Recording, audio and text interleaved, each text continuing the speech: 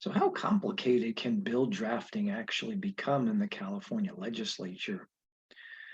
As I've said in other video podcasts, I generally try and review the hundreds of bills that reach the governor's desk. And in doing so, at the conclusion of the 2022 California legislative session, I came across a number of bills that had pretty complicated and lengthy provisions.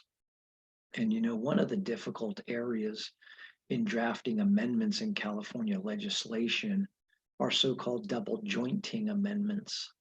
And the double jointing amendments to a bill basically provide that the amended bill doesn't override or chapter out the provisions of another bill where both of these bills propose to amend the same code section. Remember, double jointing amendments solve the problem of chaptering out. The problem of chaptering out is described by the Office of Legislative Counsel as when, during a calendar year, two or more bills amend the same section of law, and more than one of those bills becomes law. The bill enacted last, the one that's given a higher chapter number, becomes law and prevails over the bill or bills that were previously enacted. And drafting double jointing amendments can become more complex based upon how many other bills amend the same code section.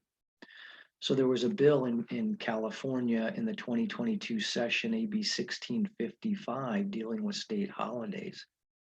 And believe it or not, it had 12 different double jointing amendments, which is probably one of the highest that I have certainly seen. And so basically what happens is that it had all of these double jointing sections. And, I think drafting one or two double jointing amendments can be confusing to make sure that the order is done properly and the point 5 section is included. And that's when you're dealing with generally two or more bills, usually two bills, so that they don't chapter each other out. But to draft 12 of these double jointing amendments requires keeping quite a few provisions in law, and just one mistake can result in the chaptering out of another bill's provisions. So the fact that there were a dozen different double jointing amendments in this bill just goes to show how complicated bill drafting can actually be.